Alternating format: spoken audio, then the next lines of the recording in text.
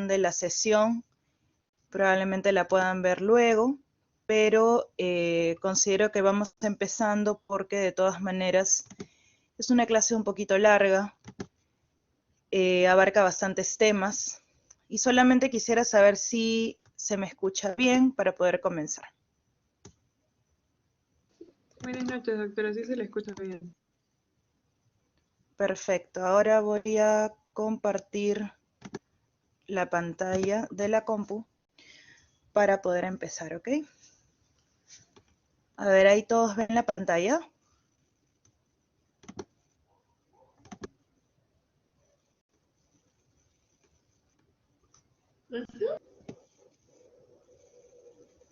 ¿Sí? ¿Todo bien ahí? Sí, doctora, sí se ve. Perfecto. Voy a ver un ratito. Vamos a subir un poquito el audio por acá para poder escucharlos. Bien. Bueno, nuevamente buenas noches con todos. Mi nombre es Lucía García, soy médico intensivista del Hospital Edgardo Rebagliati Martins y el día de hoy vamos a conversar un poco sobre los trastornos hidroelectrolíticos.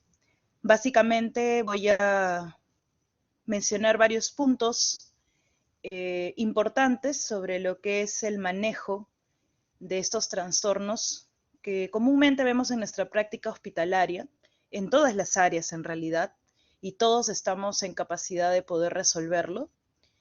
Sin embargo, en lo que respecta a mi especialidad, que es la unidad de cuidados intensivos, pues esto es tal vez un poco más común porque el monitoreo es mucho más constante, y entonces tenemos a la mano o tenemos la posibilidad de poder detectar los trastornos y poder corregirlos, digamos, de forma más oportuna en comparación a un servicio de hospitalización. Así que con el fin de que ustedes sean médicos bastante completos, bastante integrales, es necesario que revisen estos temas para poder detectar a tiempo el problema en sus pacientes y corregirlos, porque evidentemente muchos de ellos van a condicionar incluso situaciones de muerte inminente. Así que ahí radica su importancia. Vamos a comenzar mencionando que para poder entender un trastorno, como ya ustedes saben, primero debemos entender lo fisiológico. Y esto que yo les voy a mostrar en las siguientes diapositivas corresponde a algo que ya han repasado infinidad de veces probablemente desde cursos básicos, ¿no? Como fisiología, semiología, medicina interna, ¿no? Me imagino que ya están un poquito más avanzados de ello. Así que nada más se los menciono para que lo podamos seguir aplicando, ¿no? Es importante entender la distribución del agua en los compartimentos corporales. Sabemos que tenemos compartimentos intracelular, extracelular, y de ello, del extracelular deriva el agua plasmática y el área de agua intersticial. Y asimismo, entendemos que cada persona, por ser varón, mujer, de acuerdo a la edad también, les corresponde un peso corporal en porcentaje, ¿ok? Y eso nos va a servir luego para poder aplicarlo en las fórmulas. Todo ello, cuando tiene un trastorno, pues se deriva en un desequilibrio hídrico. Aquí también les pongo un esquema mucho más gráfico de lo que significa la distribución del agua corporal total. Y esto de acuerdo también al peso del paciente, al sexo del paciente, a la edad del paciente, así que no olvidarlo. Otra de las cosas que yo siempre menciono que son importantes de saber y que nos distinguen muchas veces de otros colegas que no lo han revisado, es entender el valor, la concentración de cada uno de los electrolitos que tenemos.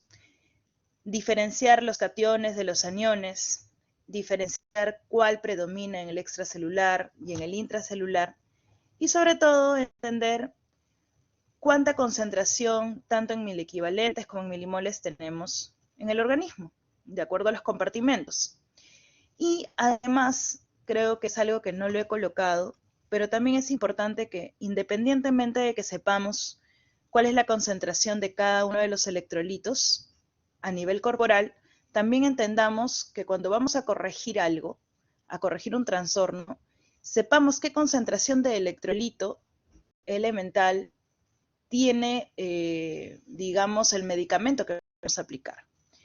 Llámese el suero fisiológico, el cloruro de sodio al 20%, el calium, el fosfocalium, todo ello que vamos a mencionar en esta clase es importante que ustedes lo conozcan, lo miren, lo identifiquen, porque al momento de corregir, pues básicamente no solo hay que saber las fórmulas, sino saber qué estás usando, qué estás aplicando. Y para ello hay que observar mucho.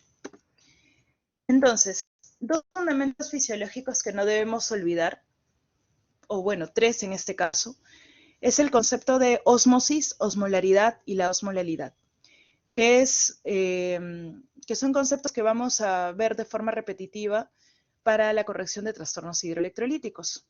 Recordar que la ósmosis es precisamente el movimiento de agua de un compartimento de menor concentración de solutos a uno de mayor concentración de solutos hasta que las soluciones se equilibren. Y por lo tanto, cuando hablamos de osmolaridad, nos referimos al número de miliosmoles o número de sustancias medidas en miliosmoles en un litro de la solución y básicamente es lo mismo el concepto de osmolaridad, pero en un kilo de agua. ¿Ok? Todo ello para poder determinar la tonicidad o la osmolaridad plasmática. ¿Y por qué será importante determinar la osmolaridad plasmática o la tonicidad? Es precisamente importante, sobre todo en las disnatremias o en los trastornos de sodio, porque nos va a permitir entender si estamos ante un trastorno verdadero de sodio o del electrolito y no ante un trastorno de repente que lo simula o una pseudo disnatremia. Entonces, para ello debemos repasar la fórmula y saber cuál es el valor normal de la osmolaridad plasmática.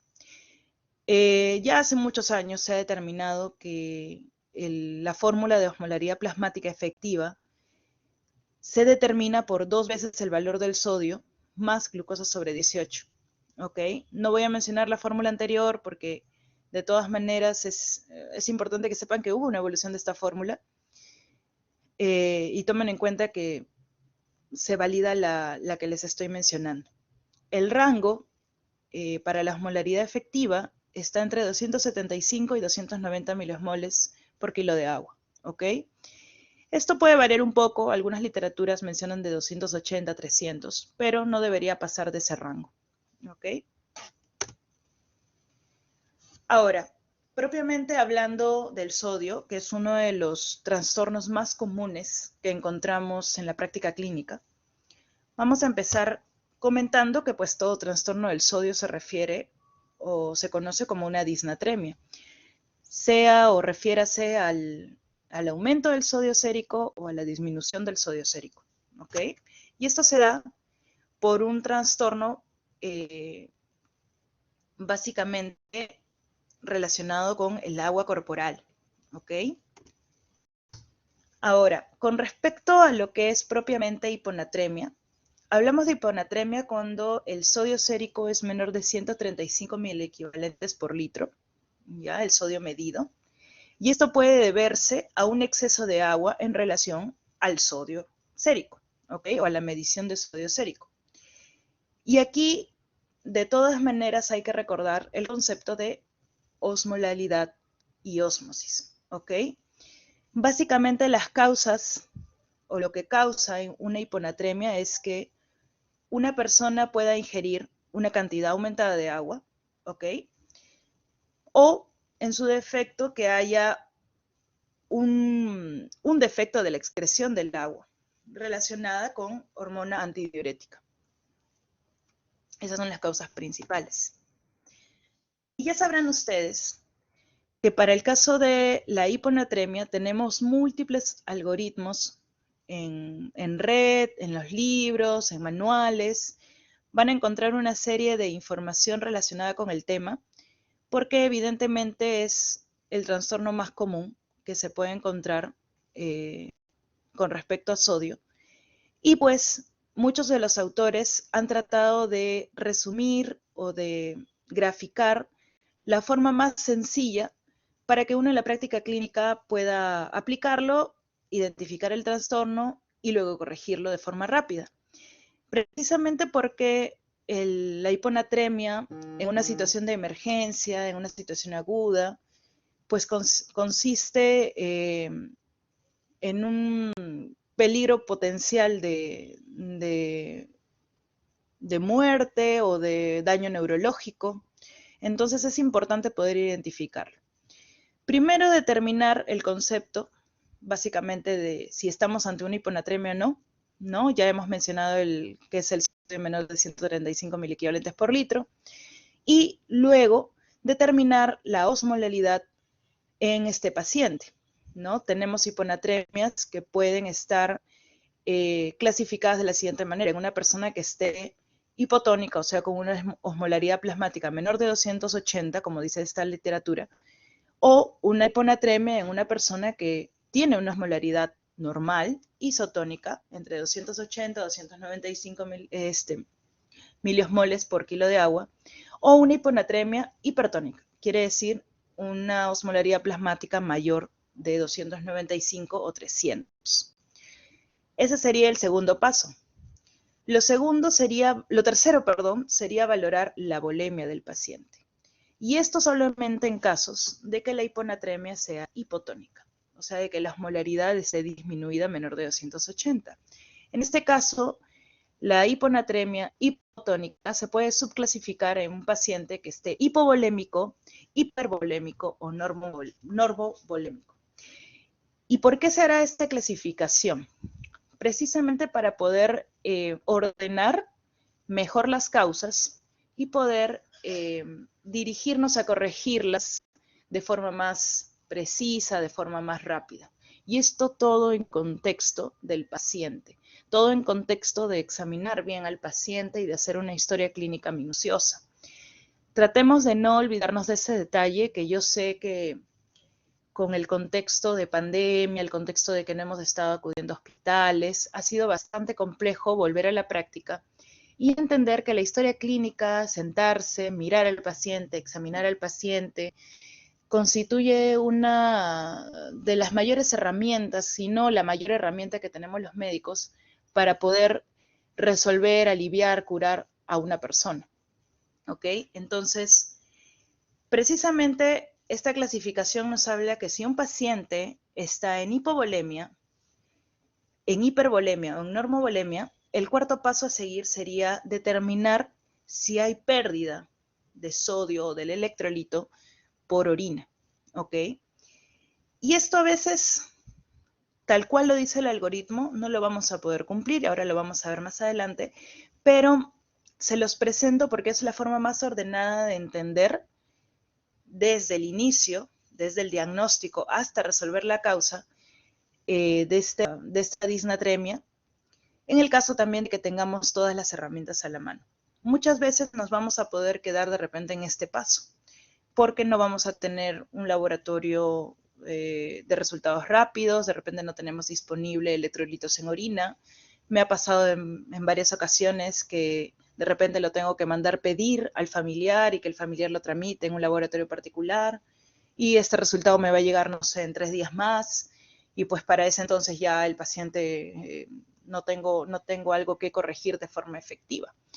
Pero para que ustedes tengan en cuenta, si lo tuviesen a la mano, es importantísimo que lo apliquen para poder llegar al diagnóstico etiológico con mucho más precisión. Entonces tenemos que si el sodio que se halla en orina es menos de 20 miliequivalentes, pues, bueno, el punto de corte es 20 miliequivalentes, ¿ok? Si estamos hablando de un sodio medido en orina menor de 20 miliequivalentes, la causa probablemente en un paciente que está hipovolémico es una causa extrarrenal. O sea, el problema no es el riñón. El riñón no está perdiendo sodio. Pero si encontramos sodio en este paciente hipovolémico mayor a 20 miliequivalentes, pues definitivamente el problema está en el filtrado del sodio o en la reabsorción del sodio, o sea, hay un problema renal. En el caso de un paciente hipervolémico y en un paciente normovolémico, pues tenemos causas bastante definidas, ¿no? En un paciente que está en hipervolemia, tenemos como causas principales la insuficiencia cardíaca, la cirrosis hepática y también una insuficiencia renal con creación de tercer espacio, ¿ok?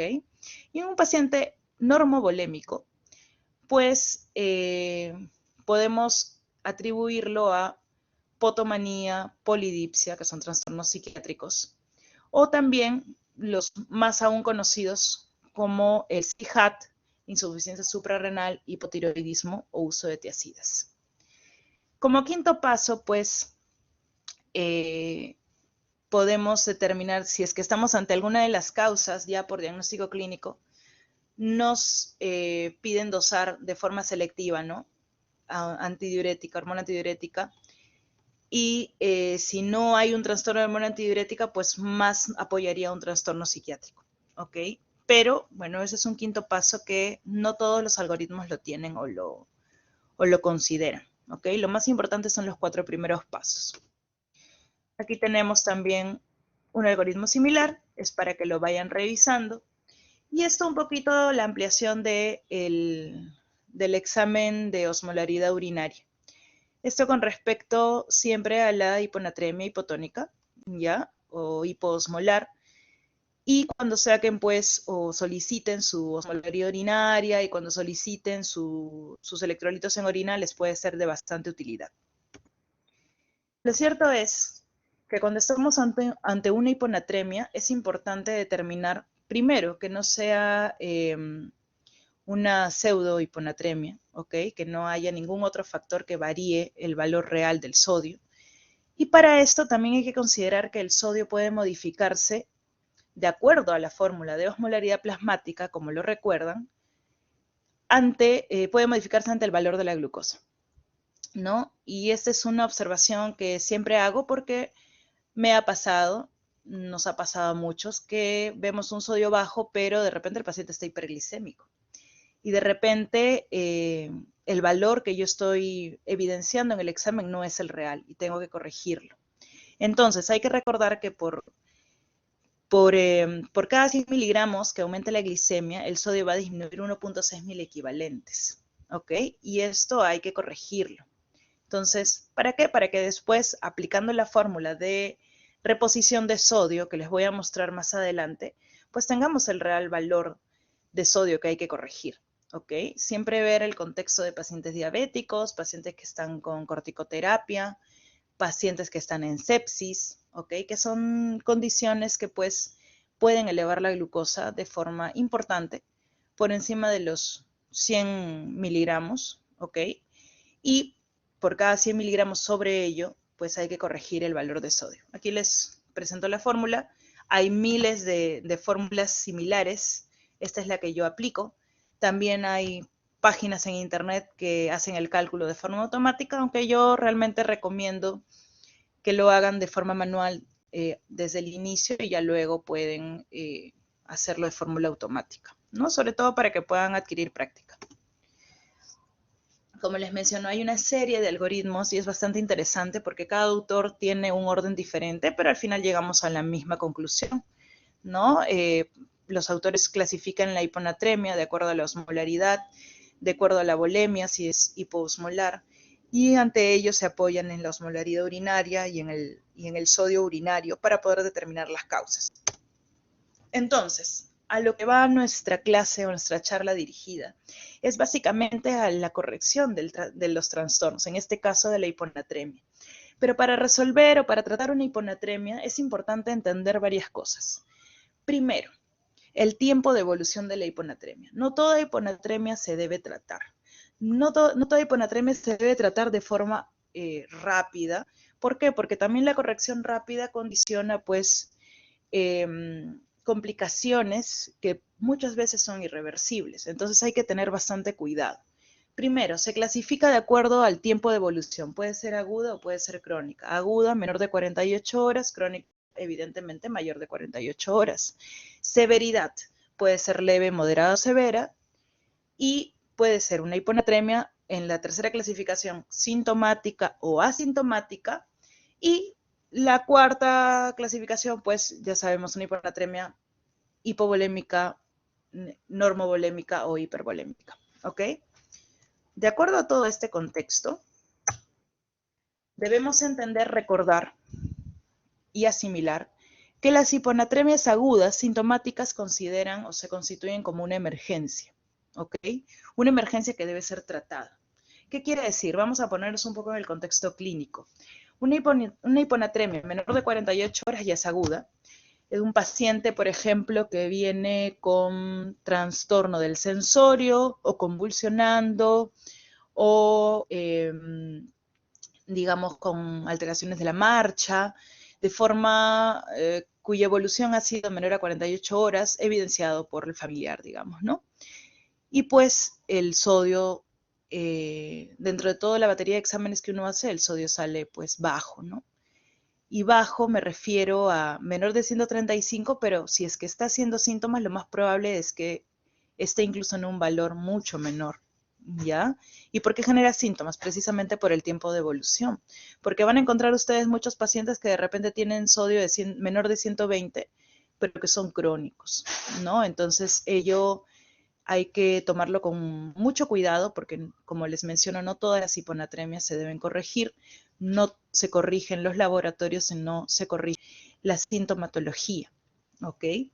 Y cómo en el tiempo se va desarrollando la misma. Entonces, toda hiponatremia aguda, menor de 48 horas, sintomática, constituye una emergencia que debe ser corregida. ¿Y cómo la corregimos? Importante que puedan repasar cómo se corrigen esas hiponatremias agudas en pacientes sintomáticos, sobre todo que tienen síntomas neurológicos, que es, digamos, la presentación más frecuente en pacientes descompensados. Lo que nos recomendaba esta guía, que he tratado pues de transmitirles mediante esta exposición, es hacer primero una intervención rápida mediante una infusión endovenosa de solución hipertónica al 3%, ¿ok? La solución hipertónica al 3%, por lo general, no la tenemos formulada, la tenemos que formular nosotros, ¿ok? Y ello hay que administrarla en un intervalo de aproximadamente 20 minutos. Es un bolo de solución hipertónica al 3%, le administra 150 mililitros de esta solución en 20 minutos. Ese sería el primer paso en una emergencia. Ahora, toda corrección debe ir acompañada de un monitoreo, ¿ok? Entonces, se debe estar monitoreando el sodio, recomendación cada 20 minutos. Y si a los 20 minutos, pues no hay una variación o no hay una variación sintomática, mejor dicho, digamos, el paciente viene convulsionando, tú le administras los 150 mililitros de solución al 3% y sigue convulsionando, pues puedes repetirle la misma infusión de solución hipertónica al 3%, la misma cantidad, 150 mililitros en un equivalente de 20 minutos. Y luego mide sodio, el sodio sérico. Se sugiere en este caso repetir estas recomendaciones 2 veces, ¿no? Hasta alcanzar al menos una corrección de 5 milimoles por litro de la natremia, o hasta que al menos ceda la convulsión, ¿ok? O la sintomatología neurológica severa que se está presentando en el paciente. Por lo general es neurológica, lo menciono porque es lo más frecuente. Entonces, es importante que no solamente tengamos a la mano la medicación para formular la solución hipertónica al 3%, sino también el monitoreo. Y ello es medir sodio, básicamente. Ahora,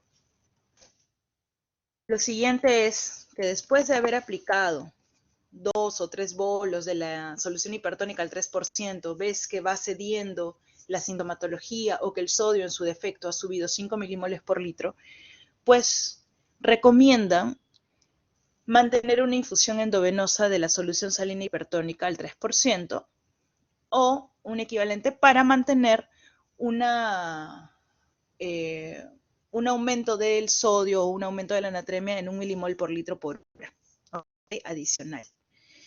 Pero, como todo en la medicina, debe ser monitoreado porque, pues, pasado el límite, puede traer complicaciones. Entonces, se recomienda detener la infusión endovenosa de esta solución salina cuando mejoren los síntomas o cuando la natremia haya mejorado en 10 milimoles por litro, en total, ¿ok?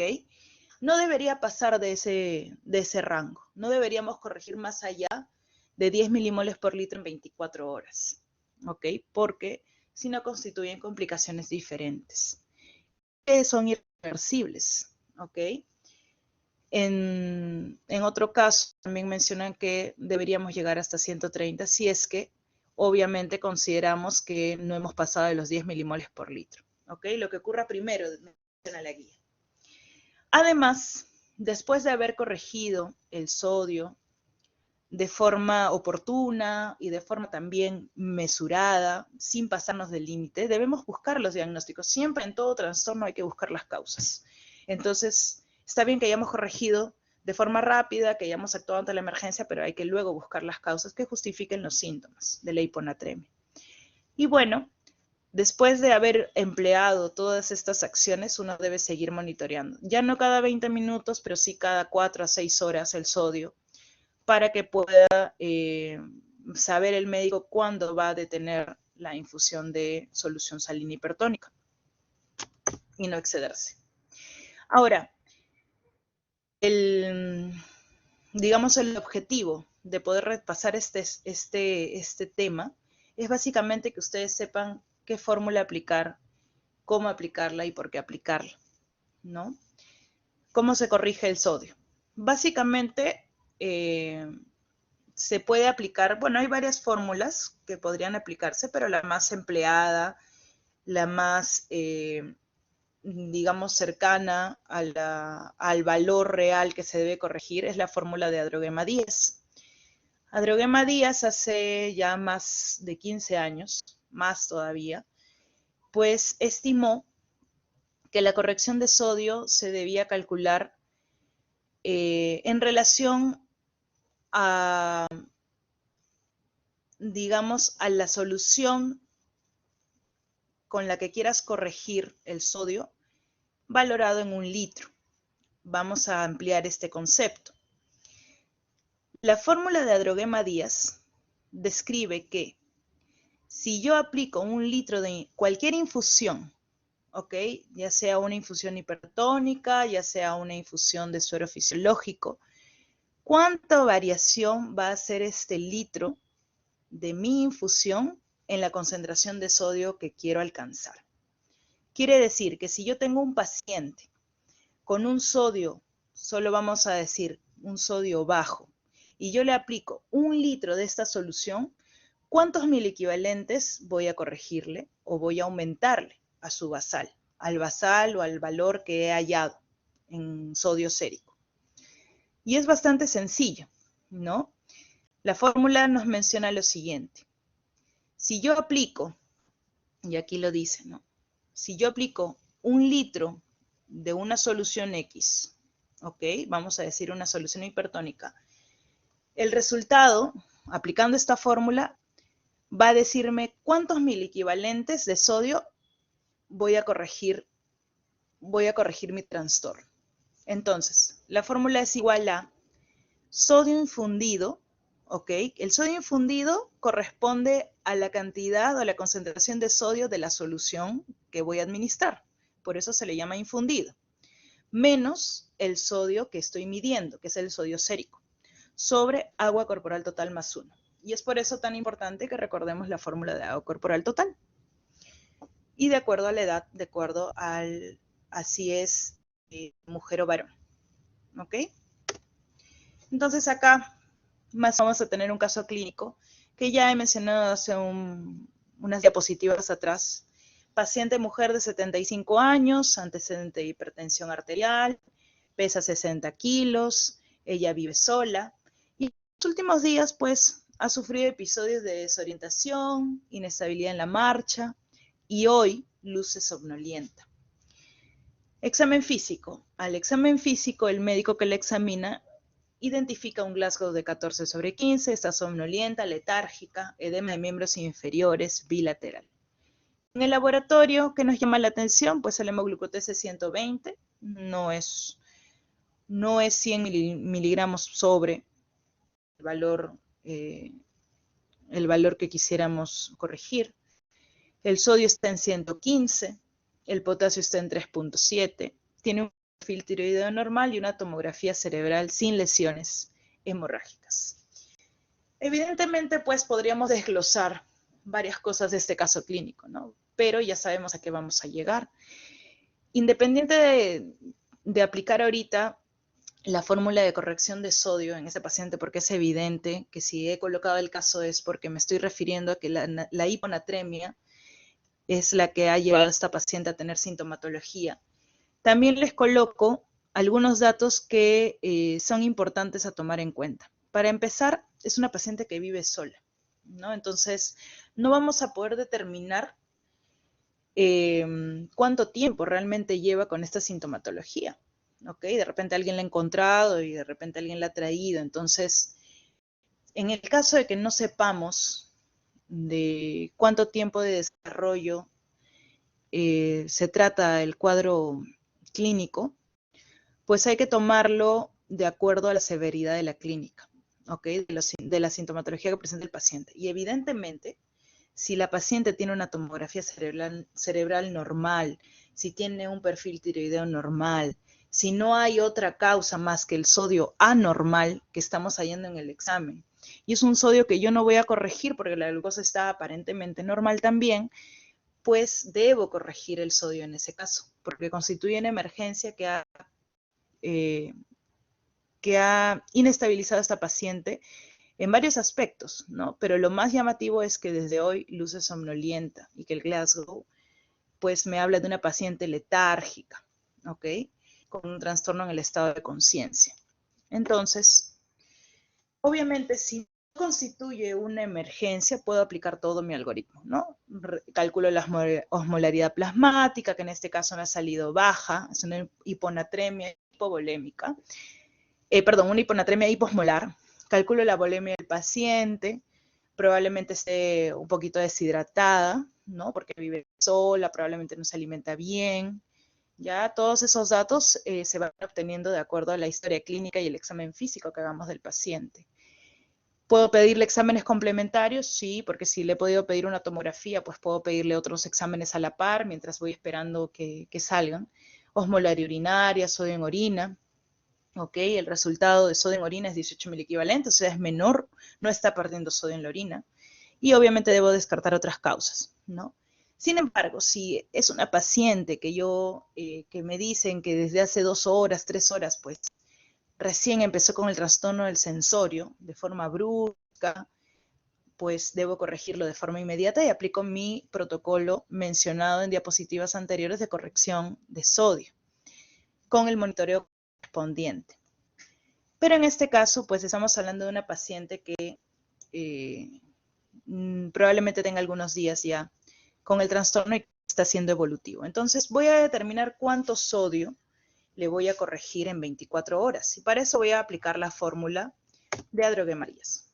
Y acá les vuelvo a poner la fórmula para que no se la olviden, porque es muy sencilla. Sodio infundido, o sea, sodio en miliequivalentes de la solución que voy a administrarle para corregirlo, menos el sodio medido en agua corporal total más 1. Entonces, acá yo les he puesto 2 posibilidades. ¿Por qué les pongo 2 posibilidades? Porque estoy cambiando digamos, el tipo de infusión a administrar. En este primer caso, quiero corregir el sodio de esta paciente aplicando suero fisiológico. Y esto lo hago para que se den cuenta la diferencia de aplicar o corregir el sodio con suero fisiológico y corregirlo con una solución hipertónica. ¿Ya? Entonces, primer caso de corrección. Quiero corregir el sodio en 24 horas solo administrándole suero fisiológico a la paciente y lo aplico en la fórmula, voy a tener lo siguiente. El cambio de sodio en 1 litro de infusión, ¿ya? De suero fisiológico es igual a El suero fisiológico tiene un contenido de 154 miliequivalentes de sodio, ¿ok? Menos 115 miliequivalentes de sodio, que yo es lo que he medido en la paciente, sobre el agua corporal total, que en este caso, persona del paciente de 60 kilos, mujer mayor de 70 años, es 30, más 1, ¿ok? Todo esto me sale 1.25 miliequivalentes por litro. ¿Qué quiere decir? Que si yo le administro 1 litro de suero fisiológico o cloruro de sodio al 9 por mil a esta paciente, voy a corregir su sodio en 1.25 miliequivalentes por litro, ¿ok? Pero eso constituye algo un poquito insuficiente, ¿no? Porque si yo quisiera, como me lo dice digamos, la recomendación, si yo quisiera corregir 5 miliequivalentes en 24 horas, ¿cuántos litros tendría que darle? ¿No? Si por litro le corrijo 1.25 miliequivalentes, tendría que darle como 4 litros de suero fisiológico a esta paciente. Y es mucho, ¿ok? Recordemos que en la descripción del caso nos decía que la paciente pues estaba incluso con edema de miembros inferiores, o sea, debe tener por la edad, de repente es pequeñita y de repente tiene un cierto grado de sobrepeso, obesidad, de repente tiene, y es hipertensa, debe tener cardiopatía hipertensiva, debe tener cierto grado de insuficiencia cardíaca. Entonces, darle 4 litros de solución salina para corregir 5 miliequivalentes de sodio en 24 horas constituye mucho, ¿ok? Y es por eso que voy a aplicar la fórmula, pero administrando una solución diferente, para que puedan ustedes entender precisamente la diferencia tan significativa que constituye administrar una solución de suero fisiológico, o sea, isotónica, versus una hipertónica, ¿ok? Entonces, si yo en este caso quiero aplicar una corrección administrando solución cloruro de sodio al 3%, ¿ya? Este cloruro de sodio al 3% contiene 513 miliequivalentes en 1 litro, ¿ok? Entonces, aplicando la fórmula, yo reemplazo aquí sodio infundido, o sea, sodio en miliequivalentes, que son 513 miliequivalentes en 1 litro de esta solución hipertónica, menos el sodio medido, que es 115 sobre agua corporal total más 1, me sale o resulta en 12.8 miliequivalentes por litro. ¿Qué quiere decir? Que si yo le administro 1 litro de solución hipertónica al 3% a esta paciente, en 24 horas yo voy a aumentar 115 miliequivalentes que ella tenía, le voy a aumentar 12.8 miliequivalentes. Y al momento voy a llegar, pues, por lo menos a casi 130 miliequivalentes que van a resultar si lo mido en 24 horas. Si es que le llego a administrar esa solución o el litro de solución hipertónica al 3%. Sin embargo, recordemos que yo no debo pasar de 10 miliequivalentes en 24 horas. Por lo tanto, yo solo quiero corregir 5 miliequivalentes. Y si yo solamente quiero corregir 5 miliequivalentes en 24 horas, voy a administrar la solución salina al 3%, pero no administrar 1 litro. Tendré que administrar mucho menos volumen en 24 horas de esta solución para corregir solamente 5 miliequivalentes. Haciendo una regla de 3 simple, ¿ok? Se calcula que yo nada más tendría que usar 390 mililitros de esta solución al 3% para que mi sodio aumente en 5 miliequivalentes en las 24 horas. Y esto dándole un rango de seguridad a la paciente. ¿Por qué? Porque de repente si yo administro más volumen, podría sobrepasar el límite permitido para la corrección e irme al otro extremo, ¿ok? Yo sé que siempre me demoro mucho más en esta parte de sodio, porque a veces la fórmula, cuando recién la conocen o si recién se están identificando con ella, podría ser un poco confusa, pero solo les pido que repasen la fórmula, que repasen los ejemplos, porque al final constituye algo bastante sencillo, ¿ya? Solamente es entender ¿qué solución le vas a administrar a la paciente para corregir tu trastorno? De ello hay que entender también cuánto sodio tiene tu solución en miliequivalentes para poder restarlo de los miliequivalentes de sodio que estás midiendo en el paciente sobre agua corporal total más 1. El resultado es también bastante sencillo. Me va a decir que si yo le administro 1 litro de esta solución, en este caso de la solución salina hipertónica al 3%, pues el sodio me va a subir en 12.8 miliequivalentes de lo que he medido. Y al final, si yo veo que esta corrección excede de lo permitido, pues simplemente no le doy el litro completo, sino le doy la cantidad necesaria para que mi sodio suba 5 o a máximo 10 miliequivalentes en las 24 horas. ¿Ok? ¿Hasta ahí? ¿Alguna consulta?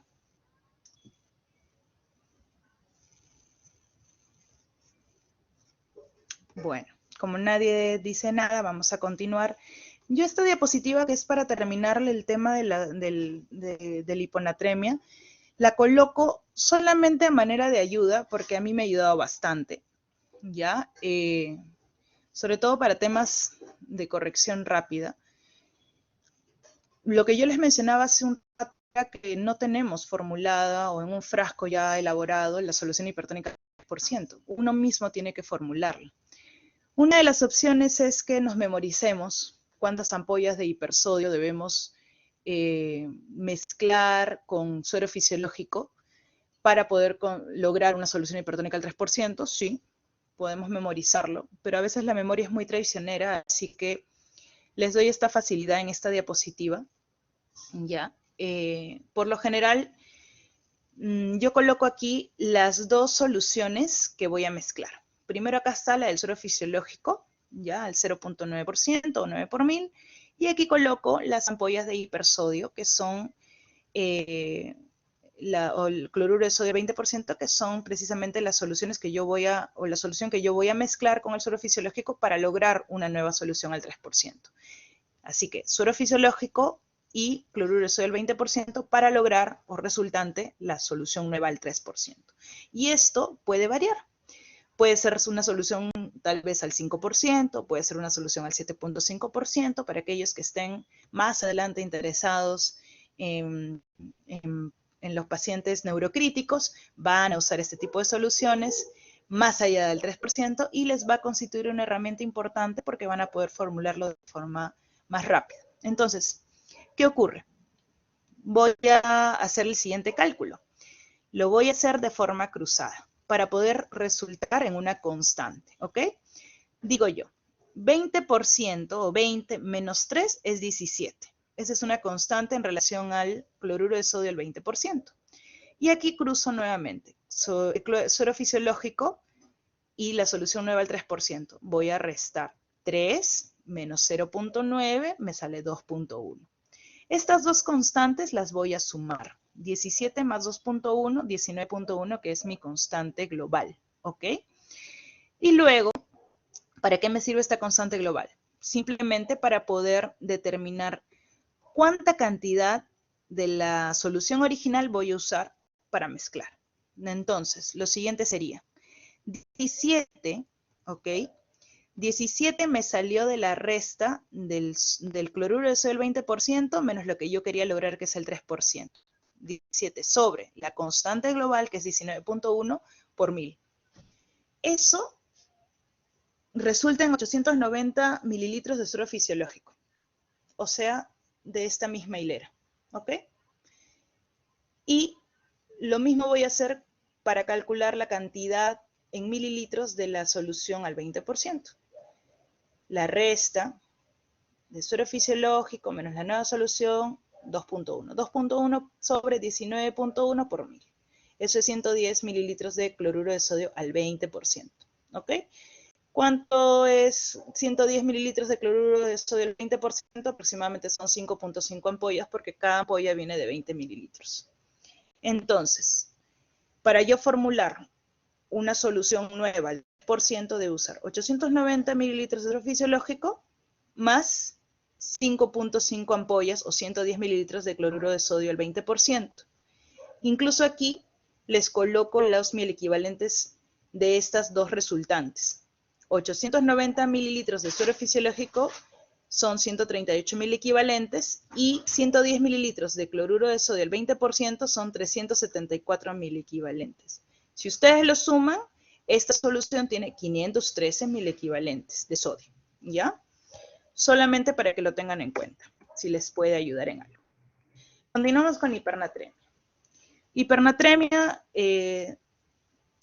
se define como un sodio mayor a 145 miliequivalentes por litro. Es un poco menos frecuente que la hiponatremia, pero también se puede constituir su diagnóstico en varios algoritmos.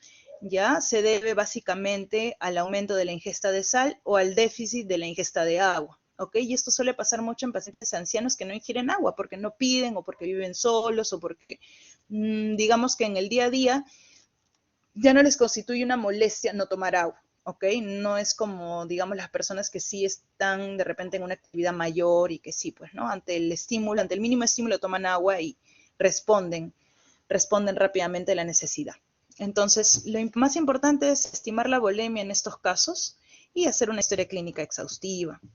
Aquí tenemos el algoritmo de la hipernatremia. Hay que estimar, lo primero, el volumen, el estado volémico, la volemia del paciente. Se puede determinar mediante el examen clínico, ver mucosas, ver hidratación de la piel, ver frecuencia cardíaca, ver presión arterial, y vamos a clasificar a los pacientes en una hipernatremia hipovolémica, hipervolémica o euvolémica. Y esto para poder determinar las causas. ¿Ok? Acá tenemos las causas, hay que repasarlas, pero básicamente hay que siempre, una vez determinada la causa, corregirlas. ¿Ok? La corrección de la causa subyacente es uno de los pilares más importantes para el tratamiento de la hipernatremia. Y hay que calcular, así como en la hiponatremia, también hay que aplicar una fórmula para calcular cuánto de agua le falta al paciente. ¿Ok? En la otra fórmula, pues, calculamos cuántos miliequivalentes íbamos a corregir de acuerdo a la solución administrada, y en este caso, en el caso de hipernatremia, vamos a calcular cuánto de agua le falta para poder corregir el valor de sodio. ¿Ok? Seleccionamos también el tipo de fluido a administrar. Tenemos que corregir si hay alguna alteración del volumen o de la volemia del paciente, ¿ya? Y luego también la velocidad de corrección. Entonces, para poder determinar cuál es el déficit de agua total en litros, la fórmula a aplicar es la siguiente. El agua corporal total por, abren paréntesis, 1 menos el sodio que deseamos corregir sobre el sodio sérico. Nada más. ¿Ya? Sin embargo, hay que entender que como se trata de un trastorno en el cual o te falta tomar agua o has ingerido mucha sal, pues hay que corregir cualquiera de las dos condiciones, ¿no? Y lo ideal es que si no hay limitación para que el paciente tome agua o le puedas administrar agua por la vía oral o la vía enteral, hay que tratar de evitar corregirlo con soluciones endovenosas, ¿ya? Lo más que se pueda. Si es imposible, pues se tendrá que corregir con soluciones endovenosas, pero si no, preferimos la corrección por vía oral, vía enteral, ya sea una sonda, de forma inicial. Ahora, si requiere soluciones endovenosas, es por situaciones muy específicas, ¿no? Si el paciente está hipotenso, por ejemplo, ¿no? Le podemos administrar suero salino 9 por 1000, u otras soluciones como la dextrosa al 5% o un suero fisiológico al 0.45 en medio normal, ¿ok? Ahora, como en este caso clínico, ¿no? Paciente varón de 70 años, antecedentes de demencia leve desde hace 5 meses, peso 70 kilos, vive solo en casa, vive en casa con su hijo, y hace 24 horas presenta inestabilidad para la marcha, cuadro confusional nuevo, ya, es mayor, y lo lleva a emergencia y el sodio está en 160. Resto de resultados normales, ¿ok? Entonces, ¿qué quiere decir? Que probablemente ese señor, lo más probable es que no haya tomado agua, ¿ok? Y que el sodio ha subido. Digamos que la glucosa no estaba normal, por lo tanto no hay que hacer ninguna corrección del sodio. Y entonces aplicamos la fórmula, ¿ok? recordemos, agua corporal total por 1 menos el sodio deseado. Solo quiero variar 5 miliequivalentes de sodio, del sodio que quiero sobre el sodio medido. Esto me da un resultado de 1.4 litros de déficit de agua. O sea, 1.4 litros es lo que yo debo darle de agua al paciente, de agua libre. Si es que lo puede tomar por la vía oral o si se lo puede administrar por vía enteral, sería ideal. 1.4 litros. Lo cual, obviamente, hay que considerar las condiciones de base del paciente. A veces puede constituir, digamos, mucha agua también, ¿no? Entonces hay que hacerlo de forma moderada, ¿ok? De repente en 24 horas, si es que no constituye una emergencia. Ahora, ustedes dirán, bueno, esta fórmula ya la conozco, ¿no? Es Adroguema Díaz. Adroguema Díaz elabora esta fórmula no solo para hiponatremia, sino para corrección de sodio en general, y es bastante útil, ¿ok? ¿Por qué? Porque la interpretación se puede aplicar para ambos trastornos, ¿ya? Pero en este caso, por ejemplo, la interpretación que se le da a la fórmula es la siguiente. Si yo le doy 1 litro de agua libre o 1 litro de infusión, de la infusión que yo quiera, en este caso agua libre al paciente, que tiene 160 de sodio, por cada litro que yo le dé de agua voy a disminuir tantos miliequivalentes de sodio en el paciente. Por lo tanto, si yo aplico la fórmula, digo, sodio de la solución infundida, que en este caso si es agua libre, por ejemplo, no tiene nada de sodio, el agua pura, 0 menos el sodio sérico, 160 sobre agua corporal total más 1. En este caso el resultado es menos 4.5 miliequivalentes de sodio. Entonces, por cada litro de agua que yo le dé al paciente, van a bajar 4.5 miliequivalentes de sodio del sodio que he medido, ¿ya? Y en este caso, solamente voy a necesitar 1260 cc, porque solamente quiero corregir 5 miliequivalentes de sodio en 24 horas, ¿ok? Esa también es otra fórmula para aplicar la corrección en el caso de hipernatremia. Y bueno, no se hagan mucho problema con la corrección de sodio, que generalmente es lo más tedioso. Solamente repasen los algoritmos, repasen las fórmulas y sobre todo practiquen, ¿ya? Con cada paciente que puedan medir sodio, practiquen, simulen estas situaciones, porque es importante que aplicando la fórmula va a ser mucho más fácil de entender, ¿ok? Vamos a pasar con los siguientes trastornos que van a ser mucho más rápidos. El siguiente es el potasio. Ahora, el potasio es el principal catión del líquido intracelular, ¿ya? Por lo general, tenemos un contenido del 98% del potasio corporal total. Y en el líquido extracelular, pues, lo medimos como potasio sérico entre 4.5 a 5 miliequivalentes por litro. Ese es el valor normal. Y también debemos tener en cuenta que hay necesidades mínimas diarias de potasio que se encuentran en la dieta, que están en torno a 1.600 a 2.000 miligramos, o 40 a 50 miliequivalentes de lo que podemos ingerir. Y esto con el fin de poder entender cuáles son los factores que se alteran para condicionar trastornos de potasio, ¿ok? Tenemos principalmente la hipocalemia. La hipocalemia se define como un potasio menor de 3.5 miliequivalentes por litro. Tenemos una subclasificación, leve, moderado, severo, ¿ya? Y de acuerdo a eso, pues hay que buscar también siempre las causas, ¿ya? Las causas son múltiples, puede haber pseudohipopotasemia en la leucocitosis extrema, acá les presento un cuadro, de acuerdo a ello. Hay que repasar las causas, pero sobre todo hay que entender que el diagnóstico se debe hacer de forma oportuna para poder corregirlo, ¿ya? Hay varios algoritmos de acuerdo a ello también.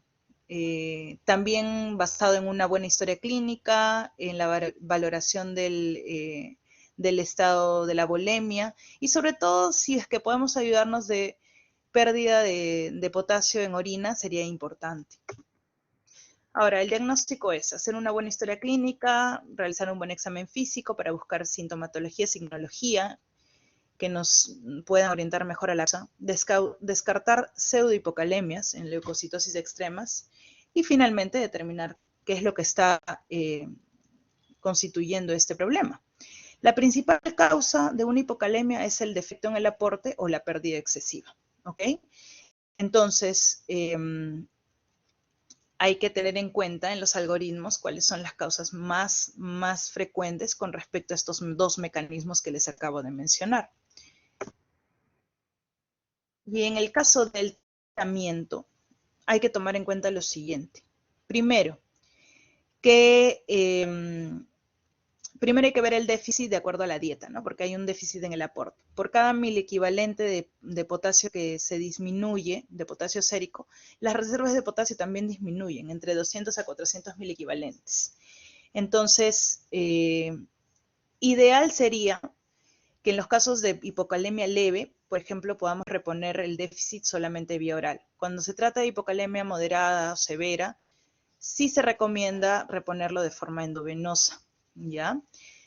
Y también debemos reponerlo de forma endovenosa en caso de que el paciente no tolere la vía oral o se sospeche de hilio paralítico o que sea una hipopotasemia grave, menor de 2.5 mil equivalentes. O en el caso de que el paciente, independientemente del valor de potasio, pero que obviamente sea menor de 3.5, tenga cuadro de arritmia, infarto agudo de miocardio o signos de digitalización. Entonces, y esto es a lo que yo iba, ¿no? Vamos a ver una serie de formulaciones de cómo corregir el potasio, pero ¿cómo lo corregimos? La hipocalemia tiene varios tratamientos, pero a la mano siempre vamos a tener una ampolla de cloruro de potasio el 20% que contiene 2 gramos de potasio, ¿ya? Y estos 2 gramos de potasio por cada ampolla constituyen 26.8 mil equivalentes. Entonces, cuando yo lo voy a corregir de forma endovenosa y digo, vamos a aplicar un Kalium, ya, yo estoy ante si yo aplico un Kalium, estoy corrigiendo 26.8 mil equivalentes de potasio o 2 gramos de potasio. Ahora, ¿cómo lo administro? Se puede administrar vía periférica o vía central, efectivamente. Si lo administro vía periférica, solo puedo administrar entre 10 a 20 mil equivalentes de forma segura en 100 cc de suero fisiológico, ¿ya?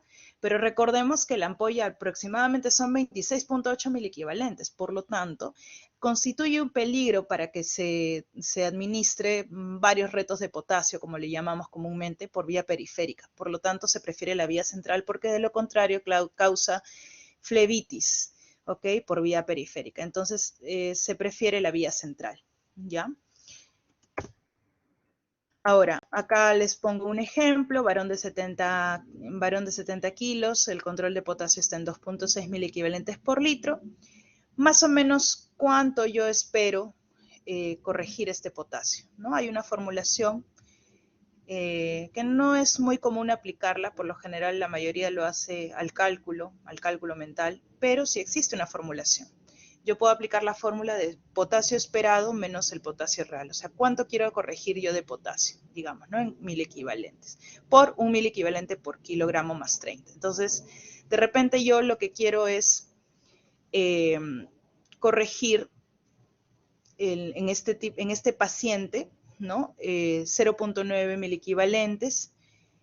Perdón, quiero corregir, digamos, a 3.5, ¿no? Estamos en 2.6, que es el potasio real, 3.5 menos 2.6, 0.9 por 70 kilos más 30, ¿ya? Me sale que debería corregir 93 mil equivalentes de potasio.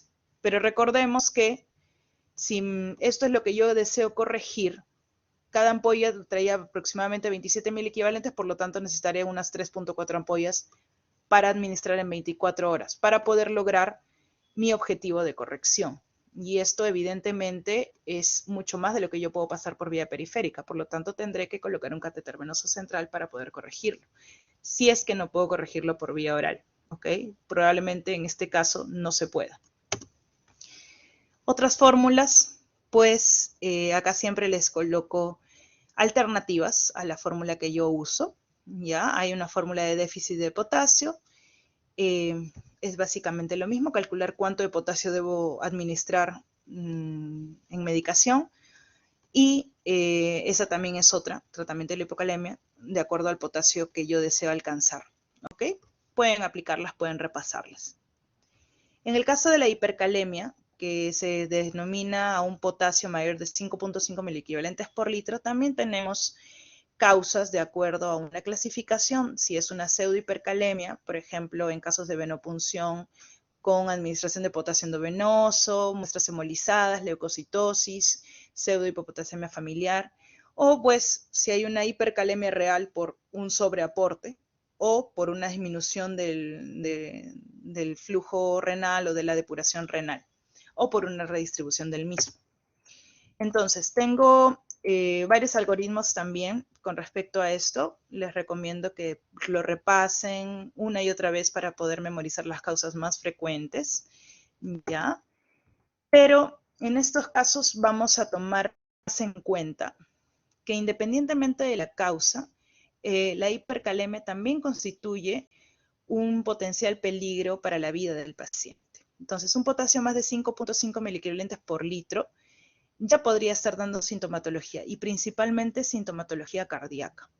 Incluso mencionan que cuando hay un potasio mayor de 8, y eso es solo un autor, hay autores que lo mencionan más de 6.5, ya hay una debilidad muscular severa, puede constituir cambios electrocardiográficos y es potencialmente peligroso y debe requerir un tratamiento inmediato. Entonces, varias formas de corregir la hipercalemia existen, ¿sí? Y pues aquí se los presento en un cuadro. Van a encontrar múltiples algoritmos también para ello. Y esto es en relación al mecanismo de acción, ¿ok? De cómo corregir la hipercalemia. Primero tenemos los antagonistas, los efectos de los antagonistas en la membrana celular. Por ejemplo, si yo inicio la corrección de la hipercalemia, lo voy a iniciar con este primer paso, que es aplicación de gluconato de calcio al 10%. ¿Ya? La ampolla viene de 10 mililitros. Aplico 1 a 2 ampollas de forma endovenosa en aproximadamente 1 a 3 minutos y el efecto podrá iniciar o podrá prolongarse hasta 30 a 60 minutos. ¿Ok? Esto va a permitir que el valor del potasio disminuya a través de la captación del mismo a través de la membrana celular, ¿ok? También puede aplicar solución salina hipertónica, ¿ok? Pero es un antagonismo un poco menos conocido. Ahora, promotores celulares de recaptación de potasio. Tenemos la insulina, tenemos el bicarbonato, tenemos el salbutamol, el albuterol, y otros mecanismos para poder corregir la hipercalemia, ellos que van a remover el potasio del cuerpo, ¿no? El cayexalate, ¿ya? O la hemodiálisis como último paso. En precisamente hipercalemias refractarias a tratamiento médico, o sea, refractarias a todo lo anterior, ¿ok? El último paso siempre es la hemodiálisis. ¿Hay que repasar este cuadro? Sí. Siempre es bueno entender cuáles son las medidas que uno puede tener a la mano para corregir la hipercalemia, que constituye un potencial peligro para la vida. Acá les presento otro cuadro que es básicamente en otra presentación, pero con los mismos mecanismos de tratamiento, su inicio de acción, el agente a usar y las dosis. Con respecto al calcio, el calcio, fósforo y magnesio también constituyen trastornos electrolíticos, digamos, menos abarcados en la práctica clínica. A veces no le tomamos mucha importancia, pero es bastante importante realmente. En el caso del calcio, datos curiosos sobre él es que el adulto tiene un promedio de 1.4 gramos de calcio en el cuerpo, el 99% de ello se almacena en los huesos, y tiene varias funciones, sobre todo funciones neuromusculares, de contractilidad cardíaca, en la coagulación, se emplea calcio para la mineralización ósea y procesos hormonales. Entonces, el valor normal que siempre debemos conocer es de calcio plasmático de 8.9 a 10.3 miligramos por decilitro, del cual, recuerden, el calcio plasmático se divide o se subdivide en que el 40% de este calcio se va a unir a proteínas. Principalmente se une a albúmina, pero no es la única. El 6% se va a unir a fosfatos y el 54% del calcio está libre, o sea, es iónico. Y ese es el calcio que precisamente vamos a poder dosar también. Podemos dosar cualquiera de los dos. El calcio plasmático total o el calcio iónico. Y el calcio iónico va de 4.6 a 5.1 miligramos por decilitro. ¿Ok? Ahora, ¿por qué hago la diferencia? Porque no vaya a ser que les presenten a ustedes el valor de calcio total y de repente ustedes digan, ay, está disminuido, hay que corregir el calcio. No, el calcio total plasmático se corrige de acuerdo al valor de albúmina porque la mayor parte de él está unido a esa proteína. Entonces, por cada gramo de albúmina que disminuya en el paciente de su valor normal, se debe corregir el calcio porque el calcio va a disminuir 0.8 miligramos por decilitro. Y esta es la fórmula. ¿Ok? Hay también aplicaciones para hacerlo. Por lo tanto, no guiarse para la corrección del calcio total si es que no lo hemos corregido con respecto al valor del albúmina. Pero si tenemos el calcio iónico, este es un valor un poco más, más cercano a la realidad de la corrección, si está alterado o no, pero también hay que tomar en cuenta que puede alterarse su valor en casos de desequilibrio ácido-base, o sea, en casos de variación del pH, ¿ya? Entonces, podríamos aplicar esta fórmula para poder tener un valor más exacto del calcio iónico, ¿ok? Eso sobre todo en pacientes que pues le sacamos gasometría y tenemos el valor a la mano, ¿ok? Calcio medido por esta constante por 7.40, que es el pH normal menos el pH medido, ¿ok? Ahora, la dieta normal te aporta 1 gramo de calcio por día, se absorbe básicamente en el duodeno y en el yeyuno, es un promedio de 0.2 a 0.3 gramos, o sea, el 25% del calcio que nosotros ingerimos en la dieta se absorbe, y más bien 0.7 a 0.8 se elimina por las heces. El calcio plasmático que no está unido a proteínas se filtra por el riñón, y el 70% de este se reabsorbe en el túbulo proximal, y el 25% se reabsorbe por la rama gruesa ascendente de la AGN, ¿ok? Eso siempre es importante que lo sepan. En el caso de la hipocalcemia, con un calcio sérico definido menor a 8.5 miligramos por decilitro o un calcio iónico menor de 4.6 miligramos por decilitro, tenemos que entender que hay varias causas. La causa más frecuente generalmente es la hipoalbuminemia o las asociadas a paratormona, ¿ok? Si hay una disminución del calcio iónico, generalmente la respuesta fisiológica en nuestro organismo es que hay un aumento de esta hormona llamada paratormona para que se restaure la calcemia. La clínica de estos pacientes varía muchísimo, ¿ya? Puede ser desde lo asintomático hasta la irritabilidad muscular, que puede constituirse con tetania, ya saben ustedes, signos de Chebostek y Trousseau, espasmos laringios, convulsiones, papiledema o signos extrapiramidales, depresión, ansiedad, psicosis y incluso sintomatología cardíaca, ¿ok? Insuficiencia cardíaca, segmento ST, QT prolongados. Entonces es muy variable, ¿ya? Pero ante un cuadro sintomatológico y un calcio depletado, pues hay que corregirlo, ¿ok? Va a depender el tratamiento de la gravedad del desarrollo de síntomas y el tiempo de la presentación. Si es agudo, sintomático, florido, como lo hemos mencionado en la diapositiva anterior, pues lo podemos corregir con gluconato o cloruro cálcico. Generalmente tenemos a la mano el gluconato de calcio. El cloruro cálcico tiene más calcio disponible en su formulación, pero generalmente tenemos el gluconato de calcio más disponible. Se corrige 1 o 2 ampollas diluidas en 50 mililitros de dextrosa al 5% de suero fisiológico y se pasa endovenoso en 10 minutos. Luego hay que darle una solución o administrar una solución de mantenimiento de 1 a 2 miligramos por kilo por hora, ya para corregir el calcio. Obviamente esto va de la mano de un monitoreo de calcio cada 6 horas hasta alcanzar el cese de los síntomas, ¿ok? Objetivo, ausencia de síntomas, no un valor estandarizado. La ampolla de gluconato de calcio de 10 mililitros corrige o contiene 2.3 milimoles de calcio iónico en una ampolla. ¿Ok? Eso también es importante que lo sepan. Hay que conocer sus medicaciones.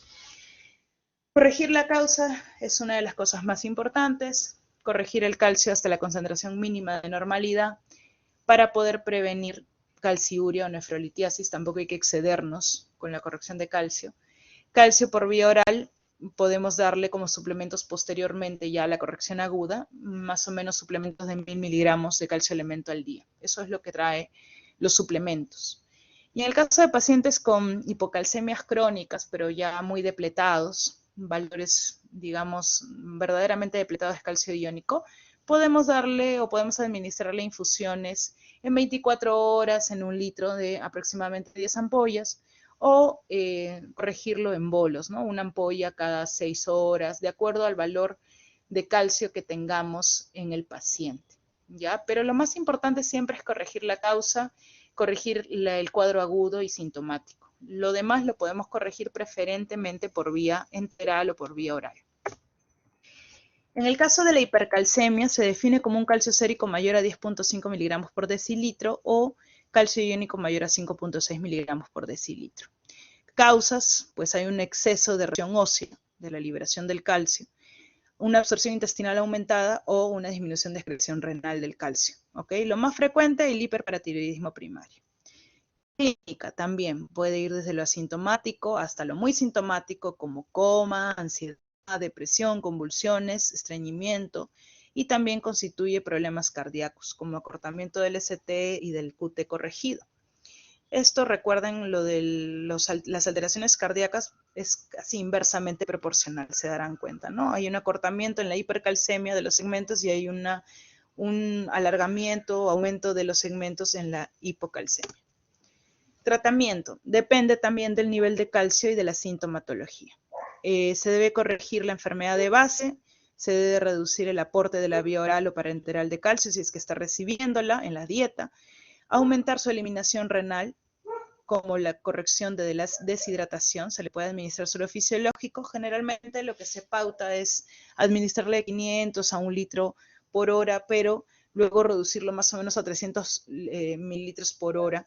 Hay que ver que el paciente tenga generalmente un balance positivo en las primeras 6 horas, pero luego un balance neutro, ¿ok? Y podemos administrar también diuréticos de asa. Disminuir la salida de la resorción ósea, sí, le podemos dar bifosfonatos. También, si es que fuese muy refractario, disminuirla, si fuese muy refractario a todo lo anterior, podemos darle diálisis, iniciar diálisis.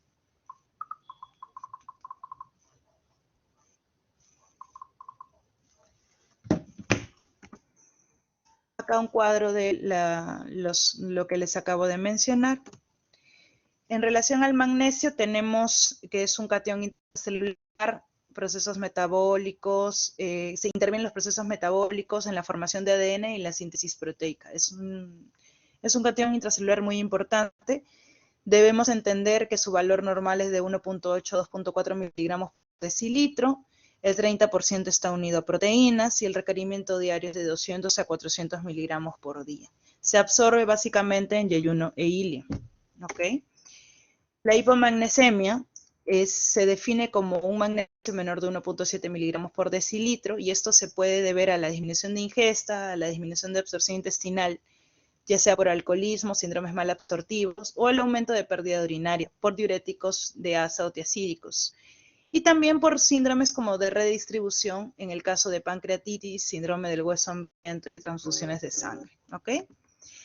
Sintomático, generalmente la hipomagnesemia, cuando el magnesio es menor de 1 miligramo por decilitro, y generalmente se trata de cuadros sintomáticos severos. Por lo general, lo que debemos hacer es corregir con sulfato de magnesio endovenoso de 2 a 4 gramos en 100 cc de suero fisiológico y administrarlo en 10 minutos. Esto en sintomatología severa. Ojo que la ampolla de sulfato de magnesio equivale a 2 gramos de magnesio, por lo tanto son 1 a 2 ampollas. La terapia endovenosa continua se da como mantenimiento, se da 2 gramos endovenoso cada 3 a 4 horas hasta que el magnesio pase de 1 miligramo. No exceder de 10 gramos en 6 horas, ¿ok? O sea, no exceder de 5 ampollas. Esto es básicamente lo que les he mencionado. Y en el caso de hipermagnesemia, que es un magnesio mayor a 2.7, pues puede ser asintomático o puede ser sintomático. En el caso de los pacientes asintomáticos, remover la causa, o sea, si le estás administrando magnesio, ya no se lo administres, hay que suspenderlo e hidratar al paciente y de repente darle diuréticos para que promuevan su excreción. Y en el caso de pacientes sintomáticos, aportar gluconato de calcio. También 1 o 2 ampollas endovenosas en 6 horas, diuréticos y, si es que es refractario, hemodiálisis. Finalmente, en el caso del fósforo, es un componente esencial de ácidos nucleicos y membranas fosfolipídicas. También interviene en formación, digamos, de ácidos nucleicos, metabólicas.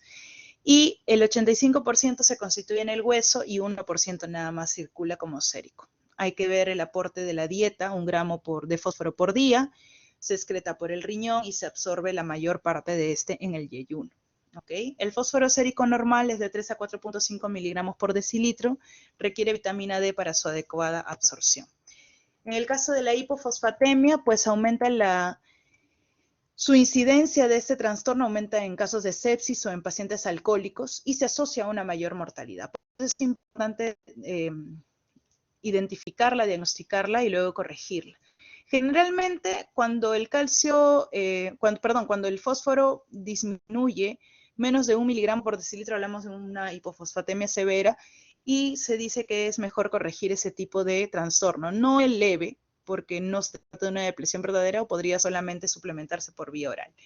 Los síntomas pueden ser variados: delirio, rigidez, hemólisis, mialgias, rhabdomiolisis, y como constituye también un elemento esencial para la respiración y la contracción cardíaca, pues puede condicionar insuficiencia respiratoria e insuficiencia cardíaca. ¿Ok? Tratamiento de la hipofosfatemia, inicialmente con vía oral. Lo ideal, en la leche hay 1 gramo de fósforo por litro. Y si es que es severo, vía endovenosa, asociado pues generalmente a estos cuadros de insuficiencia respiratoria, convulsiones o coma, la dosis endovenosa es 2.5 a 5 miligramos por kilo de peso diluido en suero fisiológico. Para ello hay que saber que una ampolla de fosfato monosódico o del famoso fosfocalium tiene 130 miligramos de fósforo. Por lo tanto, si yo corrijo en base a esta formulación, yo diría que un paciente de 70 kilos por 2.5 más o menos necesita 130 miligramos de fósforo, o sea, una ampolla. Y la hiperfosfatemia, bueno, tiene varias causas: la disminución de la excreción de fósforo, el aumento del aporte, o una redistribución intra y extracelular. Varias causas de pseudo-hiperfosfatemia: hemólisis, aumento de bilirrubinas, administración de anfotericina B o dislipidemias. Se define como un fósforo sérico mayor de 5 miligramos por decilitro y la clínica también es variada, pero generalmente compatible con síntomas de hipocalcemia. Tratamiento: si es de forma aguda, hidratación con suero fisiológico, 3 a 6 litros en 24 horas, y apoyo de acetazolamida. ¿Ok? Y si es una forma crónica, pues restricción de fósforo en la dieta y quelantes de fósforo, como en pacientes que son insuficientes renales y que no pueden depurarlo, como el Sevelamer, que es lo que más se usa, o la diálisis. Además, también podemos apoyarnos de carbonato cálcico o acetato cálcico. Eso sería todo. No sé si tienen alguna pregunta. Yo sé que son muchos temas, son bastante variados, pero espero que les haya servido.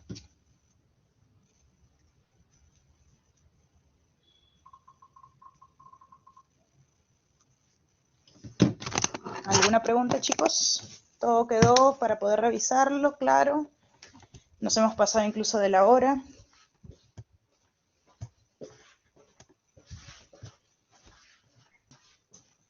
Todo está bien, doctora. ¿Sí? Bueno, perfecto.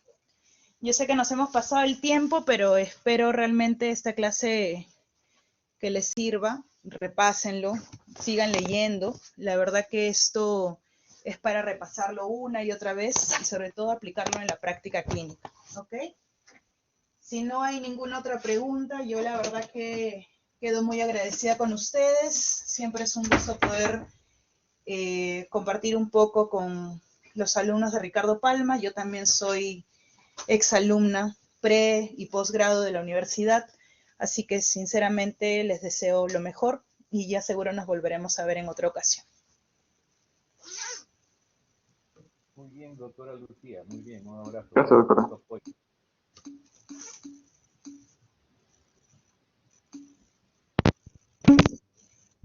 Lucy, gracias, ¿ah?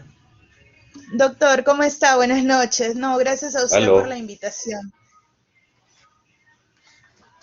Doctor. aló, Hola, doctor, ¿cómo está? ¿Me escucha?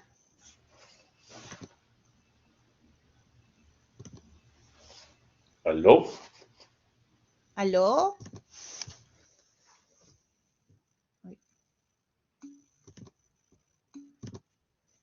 ¡Aló!